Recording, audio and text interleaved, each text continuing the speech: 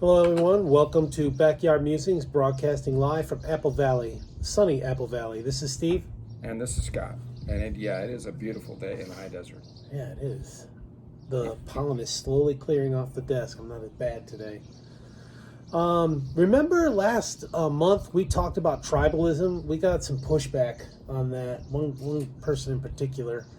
It was just before we had a segment on what civil war would look like in America, which was before that movie came out. The recently released movie Civil War depicted the Florida Alliance, the Western Forces, New People's Army Alliance, and the United States of America, 4 factions that broke off. In that movie, it's fictional, of course. All within the lower 48, right? Yeah. Alaska was neutral. I think Hawaii was neutral too. It also depicted genocide. There was a scene in there where there were bodies piled into a dump truck, and the pit was already dug, and they were dumping the bodies in, and it looked like cleansing, is what it looked like. So, and that's fiction, okay, but it's not to say it can't happen.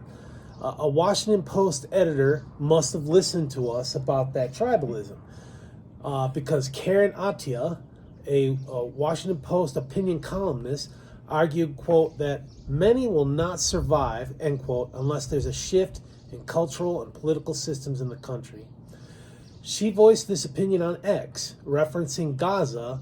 She warned, now listen to this carefully, and it's a quote, marginalized communities and minorities to divest from institutions and systems in the United States and enter into self-preservation mode because it's clear they will not save us, end quote. She also encouraged these peoples to adjust accordingly.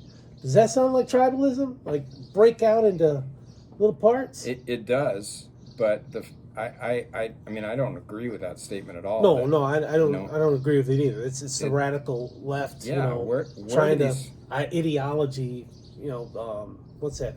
What water and food are these people eating or drinking to come up with these thoughts? I just don't get that.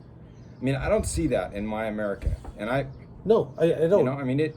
And you go through the Bible Belt, you won't see that either. No. In the middle of the United States. Yeah, it's sad that they have these thoughts, and unfortunately, there's people out there that listen to them, give them money, pay them to talk, absorb these thoughts. It sounds like victim speech to me, is what it sounds like. It also sounds like a cry for tribalism. Do minorities and marginalized communities really need saving? Do they really need saving? If they're contributing members of society, they go to work, they trying to find the American dream, I don't think they need saving. There's a lot of proof out there that there's opportunity everywhere. Right. And even more so probably now, post-COVID, right? With all kinds of things that have happened, all kinds of side hustles that people can do, YouTube, social media, making money on social media. I mean, there's a lot of people making a lot of money on social media. Look at Nicole, what's her name, who's the vice president pick for RFK Jr. She took the American dream and ran with it and just built it on up. Yeah. And self-made success. So it just takes perseverance and it's a mindset, hard work. I think. Hard it's a work, mindset. Right. Yeah. Just like victimization is a mindset. Right. Do non-liberals think that minorities and marginalized communities need saving? We were talking about the Bible Belt. I don't think so. So this lady, Attiah, formed this premise after USC, the University of Southern California, refused to allow its valedictorian to give a graduation address because of previous anti-Israel social media posts that rose to the surface. So this is what Attiah said, and we're going to break it into clumps of quotes here. This is what she said on X. Quote, "The silence, censorship, racism, and hypocrisies onto the assault, starvation, and depopulation of Palestinians in Gaza is revealing." That's a mouthful. Okay, I personally think that Israel's not attacking Gaza citizens. They're attacking Hamas to get Hamas out of there. Hamas is taking all the food and the water and all the aid. They're in control of that They're area. in control. So it's not Israel against I mean, from my vantage point, what I've seen, it's not Israel versus Palestinians as a whole. I don't think Israel in Hamas. general is a Warmongering? aggressive Yeah, no. country. They want to live in peace. And they'll defend themselves. They will do that, and they have. And we talked a little bit about, I think it was yesterday, about just on the side about waiting for what is gonna happen with Israel against Iran, and it's probably not going to be pretty because they're good at what they do. Yeah. So Well, defending they wanna themselves survive. and striking. Never again, right? Yeah. So for decades we were told, this is Karen Attiah saying this, for decades we were told never again to genocide and mass atrocities, and she cited the Holocaust, Rwanda, Bosnia, and Darfur. Those were like cleansings, right? Genocides. She didn't say the Armenian one either, but that's an example. And then she said, we were taught to spot the signs such as dehumanizing rhetoric, violence, forced depopulation, and the destruction of culture. Now I want to take that little thing right there and I want to break it apart. Okay, spotting the signs. So violence, Antifa, right? Oh, Accepting of absolutely. it. Absolutely. Forced depopulation, abortion, Absolutely. okay, and the destruction of culture. Tearing down renaming our posts, tearing down statues. Yep. Trying to rename history. Renaming it. Yeah. Dehumanizing rhetoric. I'd have to think about that, where they dehumanize you and make you, I don't know. But that sounds like here. That those signs are here in America. No? You don't believe me? Give me some comments. If you don't think I'm saying makes any sense. But those signs she's talking about is not over in Africa. That's here. Right. Okay, she also said, And again, I've asked this question before. There are Palestinians living in Israel and working there. yeah. In harmony, right? Yeah. I mean, they got along. And the libs call it apartheid. Yeah. I don't get it. And I don't know how many Israelis there were living in Gaza.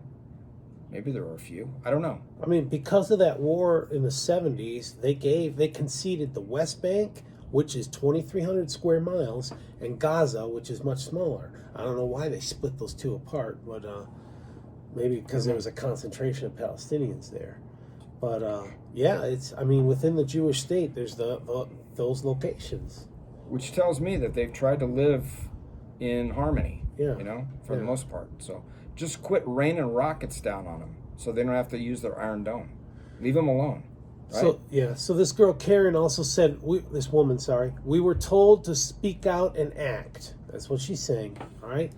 Attiah said that as a result of actions in Gaza and the reaction to that, many black and other people of color are going to withdraw / divest from the current institutions and go into self plus community preservation mode.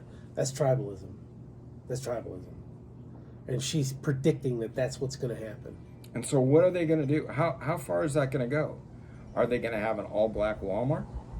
Are they going to have an all people of color gas stations? I mean, that's kind of going back to Jim Crow. Yeah, 40s, 50s, 60s, right? Yeah. You get your bathrooms, we get our bathrooms. You get your drinking fountain, we get our drinking fountain. Can't sit in the restaurant. I mean, that's just wrong. That is wrong. I think you're right. I mean, what are we doing here? That's what it sounds like. You talk about regress. That is just crazy. Huh. That's a good take, Scott. So marginalized and minorities against white masculinity, that's what it kind of looks like, a white supremacy or white whatever. So because they're saying people of color, that could include Asians. I think he had a great point. I mean, is it going back to Jim Crow? Why? Why would you do that? I mean, come on. Yeah, and in that tribalism we talked about right around the 9/11 attacks, we had unity. I mean, we were Right. there. People grouped together and helping and loving each other, and then it just all shattered with Obama. What's happening in some of our communities, inner city communities, is sad. And why is that happening? I mean, why are you allowing that kind of stuff to happen when you can, rise up and fight that, or move out, go to another area. I mean, go to an affordable area that you can live in. I mean, that's why this area that we live in here in the high desert has flourished, because it's been an affordable area and an alternative for people who lived in inner cities like Los Angeles, San Bernardino, Riverside, and I don't know, I mean, there's plenty of property up here, and I think for the most part we're pretty welcoming and friendly and diverse, Well, and I think that's what you got to be, right? Up here. Yeah. It is conservative, right? Yeah. And lucky for us, but not enough to offset the liberal side of the state. I think Run DMC coined it correctly when they said it's like that, and that's the way it is. Okay, now you're going Run back, DMC. going back in time. All right, everyone. Thanks for joining us. Have a good day. Take care. Bye.